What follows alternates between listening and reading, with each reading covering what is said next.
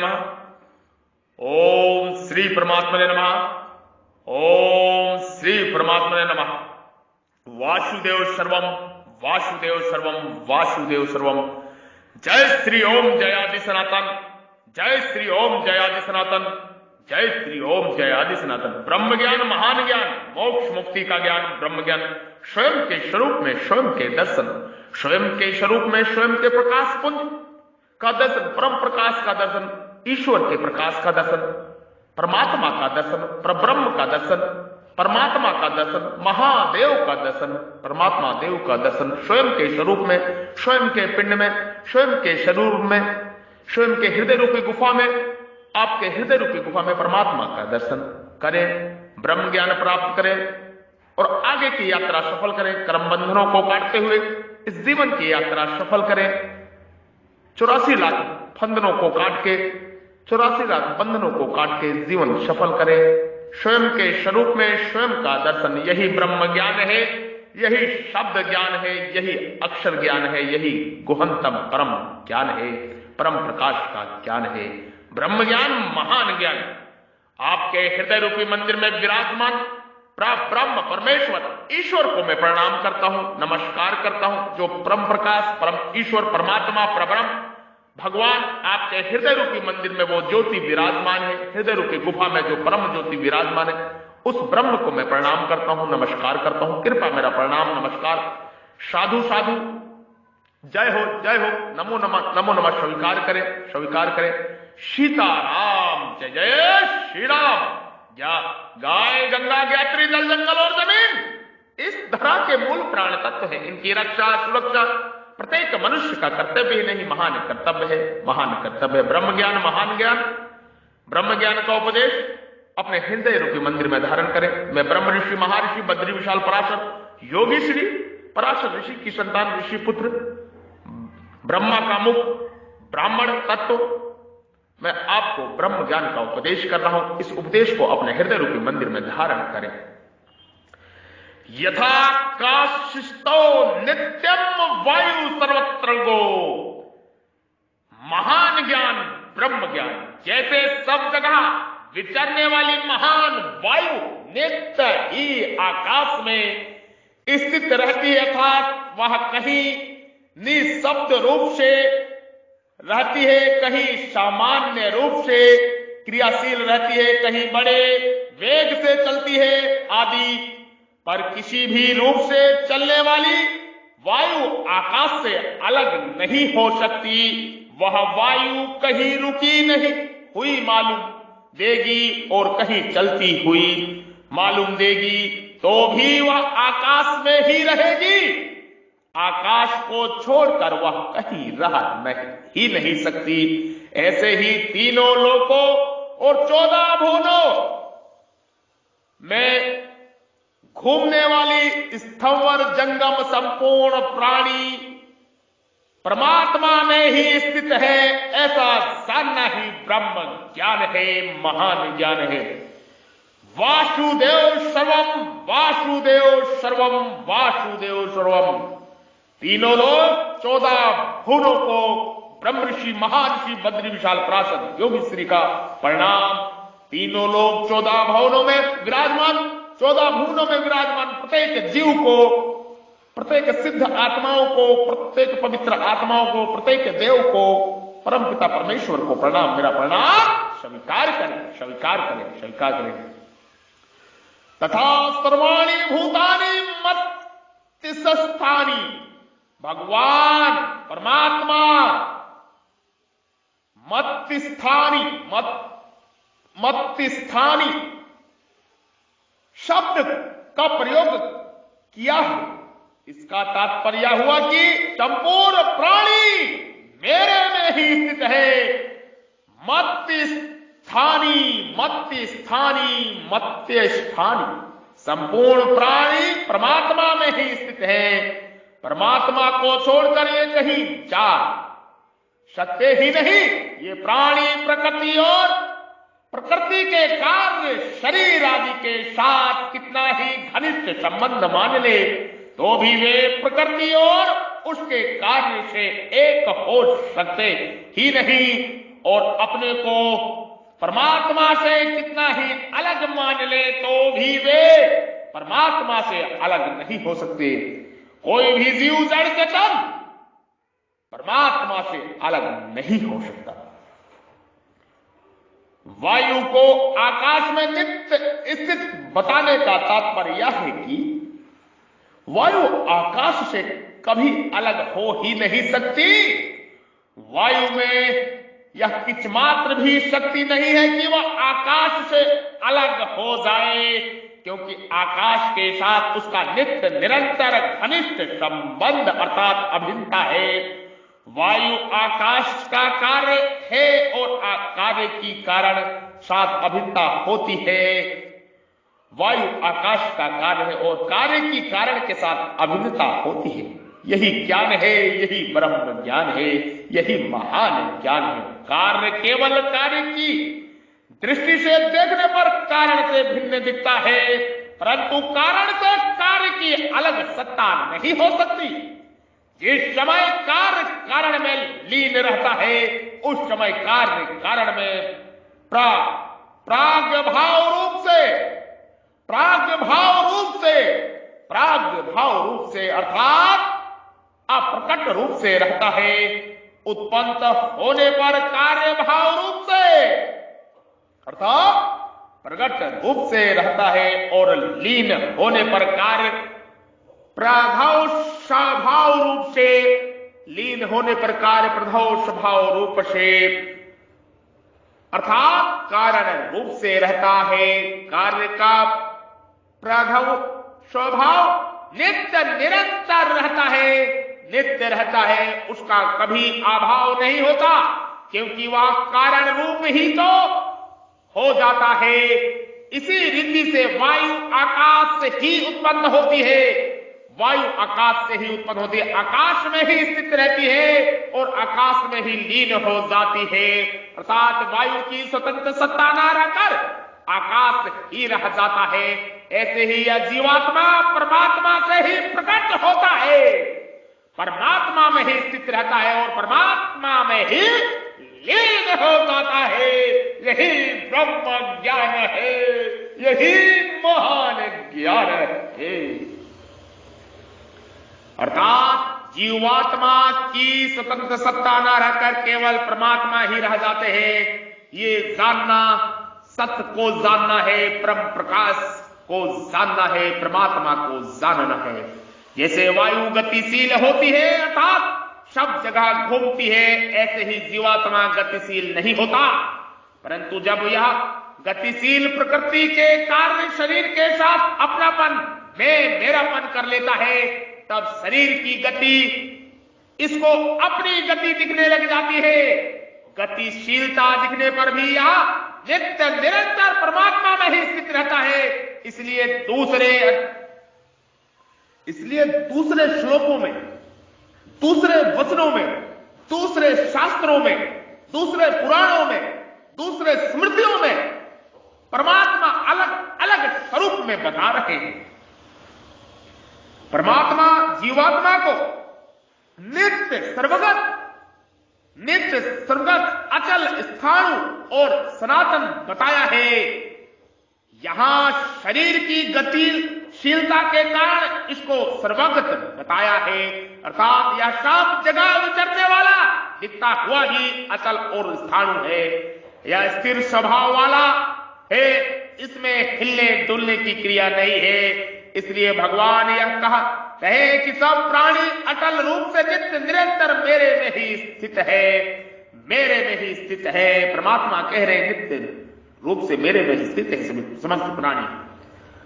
तात्पर्य हुआ कि तीनों लोक और 14 भुवनों में घूमने वाले जीव की परमात्मा से भिन्न किंच मात्र भी स्वतंत्र सत्ता नहीं है और हो नहीं सकती भी नहीं। अर्थात सब योनियों में घूमते रहने पर भी वे नित्य निरंतर परमात्मा के सच्चिदानंदन स्वरूप में ही स्थित रहते हैं। परमात्मा का स्वरूप सच्चिदानंदन, सच्चिदानंदन, सच्चिदानंदन, जय सच्चिदानंदन, जय सच्चिदानंदन, जय सच्चिदानंदन। भगवान की जय हो, जय हो, जय हो। परंतु प्रकृति के कार्य के साथ अपना संबंध मानने से इसका अनुभव नहीं हो रहा है। अगर ये मनुष्य शरीर में अपनापन ना करे, मैं मेरापन ना करे, तो इसको असीम आनंद का अनुभव हो जाए। इसलिए मनुष्य मात्र को चेतावनी देने के लिए यहां परमात्मा भगवान प्रकाश पुण्य कहते हैं कि तुम हे जीवो,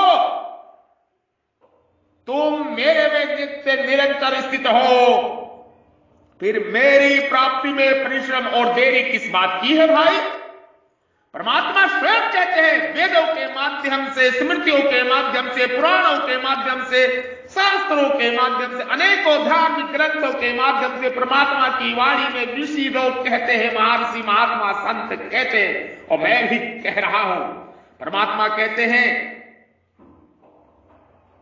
भगवान कहते हैं कि तुम मेरे में नित्य निरंतर स्थित हो, फिर मेरी प्राप्ति परिश्रम और देरी किस बात की है भाई? मेरे में अपनी स्थिति ना मानने से और ना जानने से ही मेरे से दूरी प्रतीत हो रही है।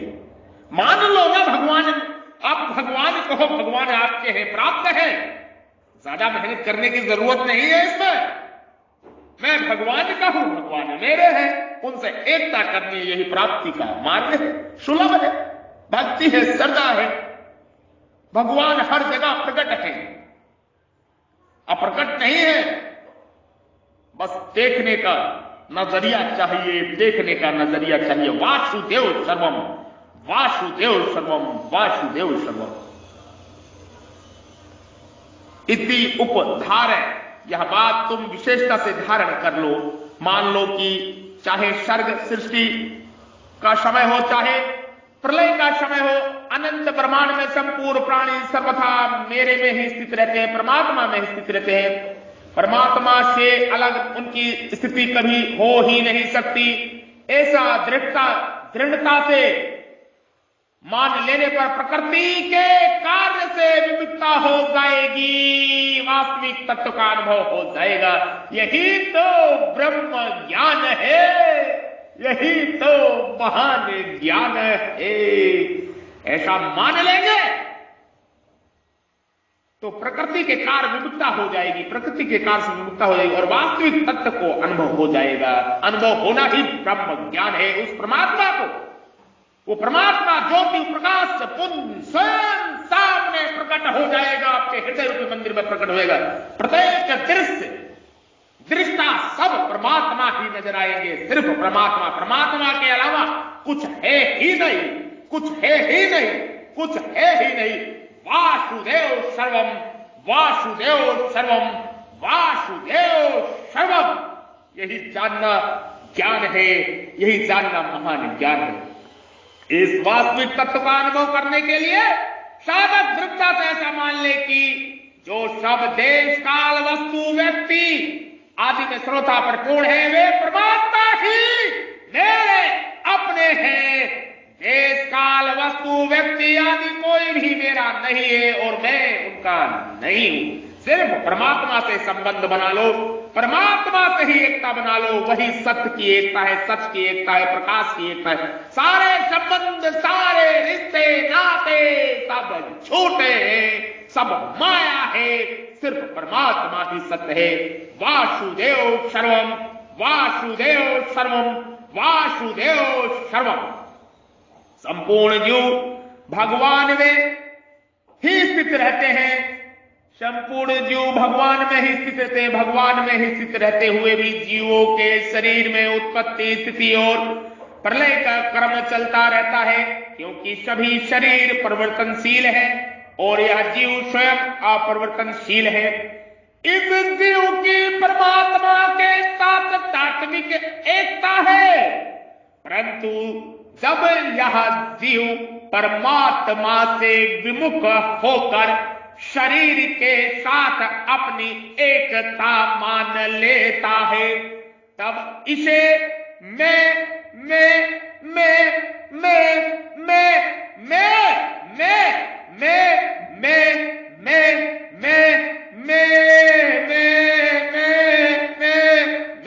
पन की स्वतंत्र सत्ता होने लगता है कि मैं शरीर हूं, मैं शरीर हूं, मैं शरीर हूं, मैं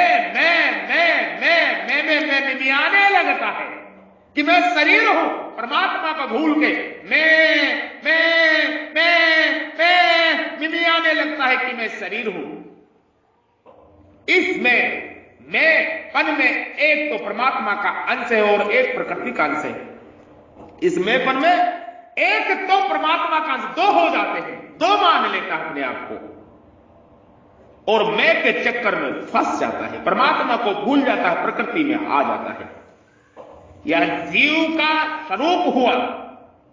जीव अंश तो है परमात्मा का, पर पकड़ लेता है प्रकृति में को, मैं, और प्रकृति को पकड़ के मैं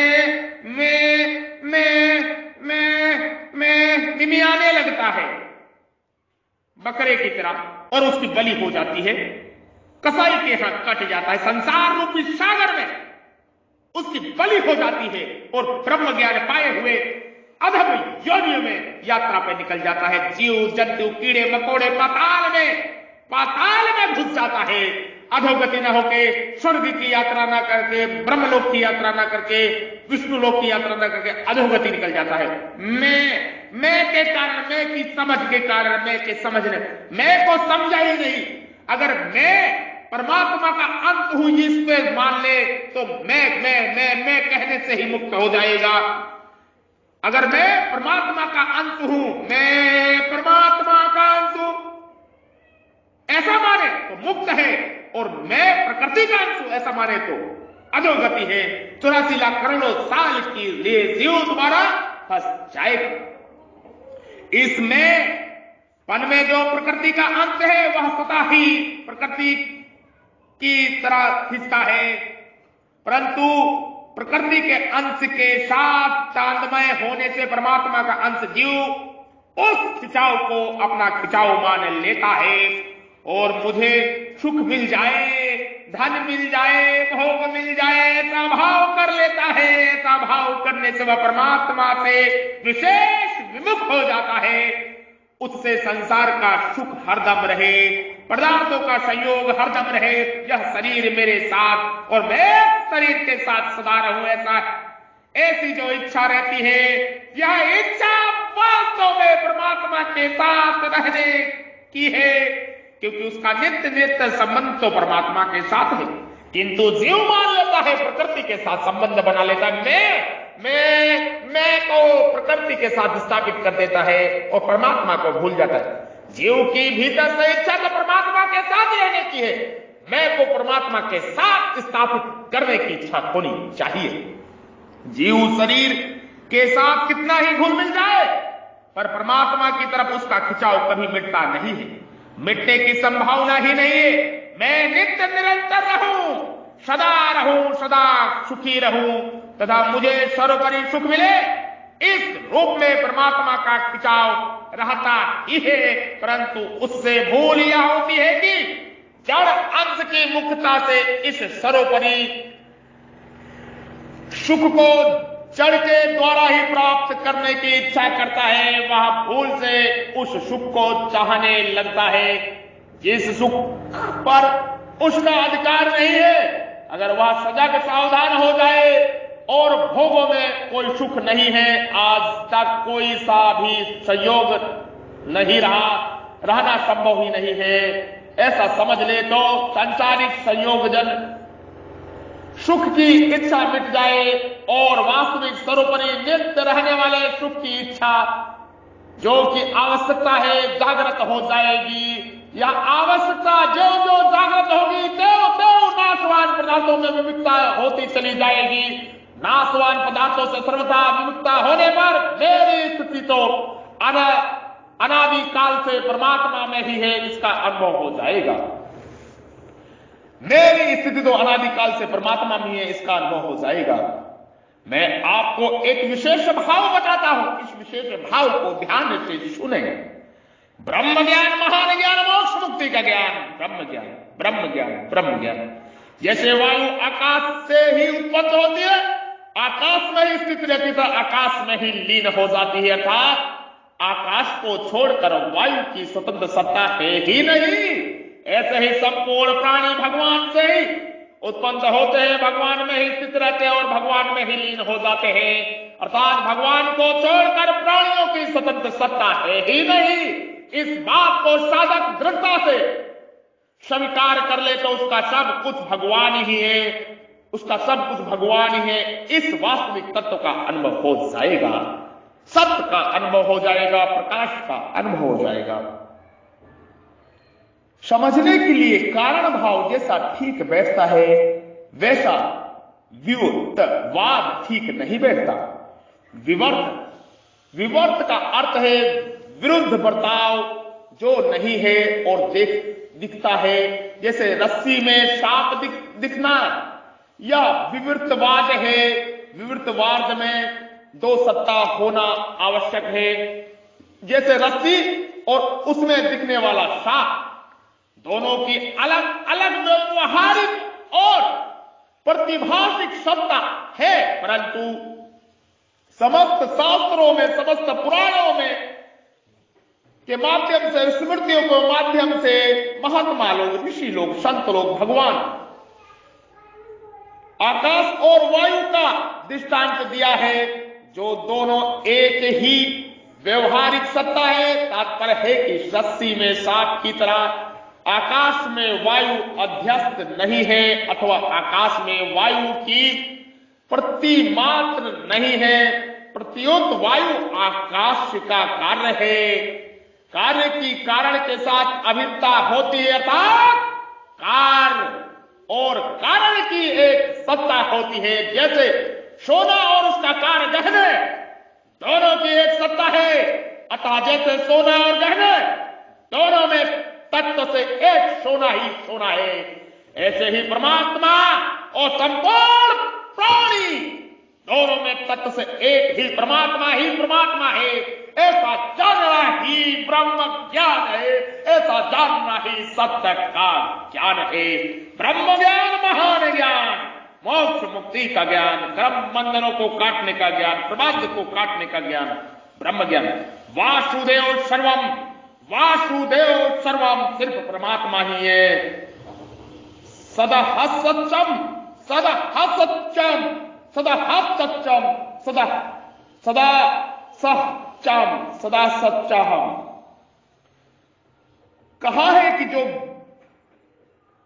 सिद्धांत है विवर्तवाद सिद्धांत नहीं है, प्रत्युत संसार में सत्य वृद्धि हटने का एक साधन है। अगर वायु संपादित हो तो वायु में आकाश है और आकाश में वायु है। अगर वायु संपादित ना हो तो वायु में आकाश है और आकाश में वायु है, अर्थात आकाश ही आकाश है। दूसरे शब्दों में, जब तक वायु की स्वतंत्र सत्ता की मान्यता है तब तक आकाश में वायु और वायु में आकाश है, परंतु तात्विक दृष्टि से देखें तो न आकाश में वायु है और न वायु में आकाश है, अर्थात आकाश ही आकाश है।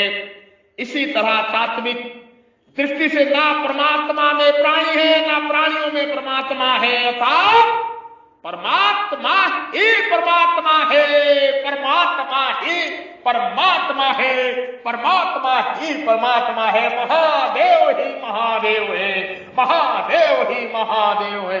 वासुदेव सर्वम, वासुदेव सर्वम, वासुदेव सर्वम।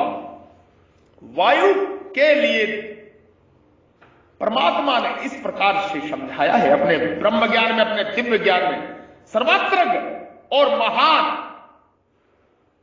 इससे यह समझना चाहिए कि जीवात्मा भी संसार की दृष्टि से प्रकृति के संबंध से 84 लाख योनियां, 3 लोक, 14 भुवन आदि में घूमने के कारण सर्वत्र है, महान है।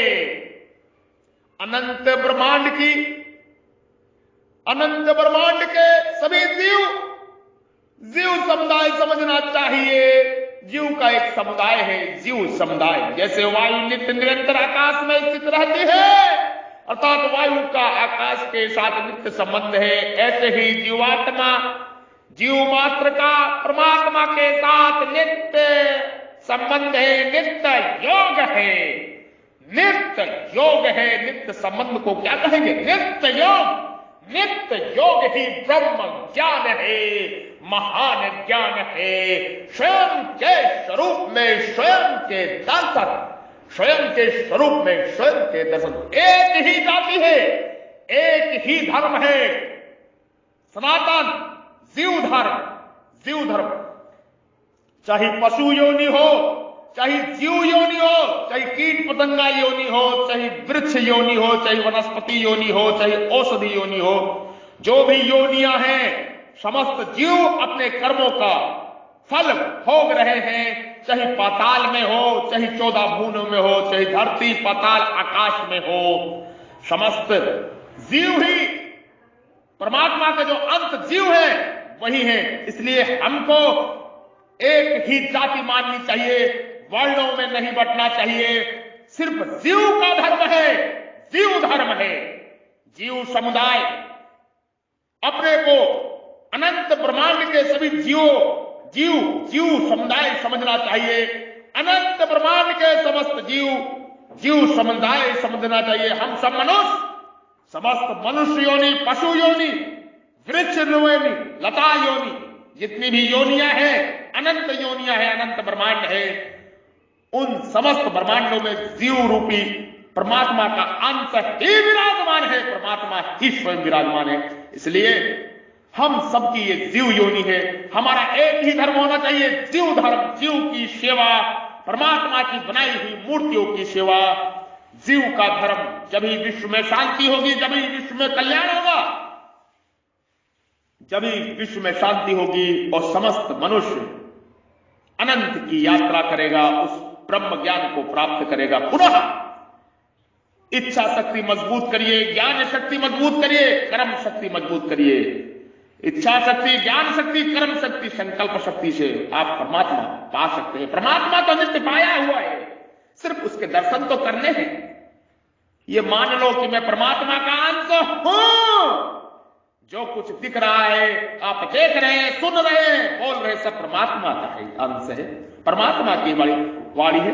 वासुदेव सर्वम, ये ब्रह्म से उपदेश कर रहा हूं, ब्रह्म ज्ञान का। ये परमात्मा का ही ज्ञान है, परमात्मा ही मेरे ब्रह्म मुख से बोल रहे हैं। यही ब्रह्म ज्ञान है, यही महान ज्ञान है। भगवान ने संपूर्ण प्राणियों की स्थिति अपने में बताई है, पर उनके महासर्ग और महाप्रलय का वर्णन करना अभी बाकी रह गया है। अतः उसका वर्णन मैं आगे के समागम में, आगे के सत्संग में, आगे के सत्य ज्ञान में करूंगा।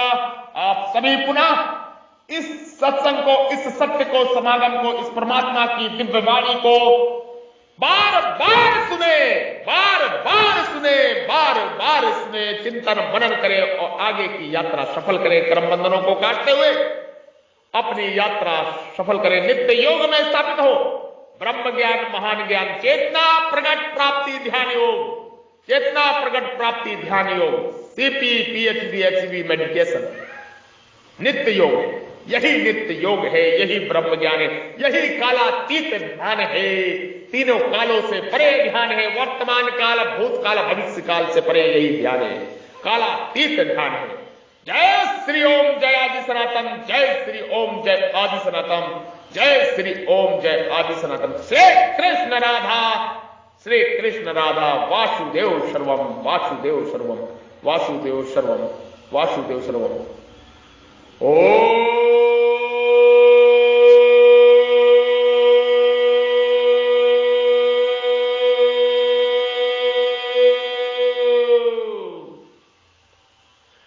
मोक्षदा एकादशी है।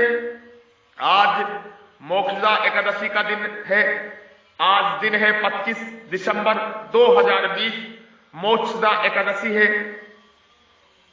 आप भगवान श्री हरि की, विष्णु की पूजा करें, आराधना करें और आंवले का फल नित्य प्रति 2 आंवला का फल भगवान को भोग लगा के नित्य प्रति जल के साथ सेवन करें। जल जब भी पिए, तुलसी पत्र एक डाल के उस जल को सेवन करें, आपका कल्याण होगा। जय श्री ओम जय आदि सनातन, ओम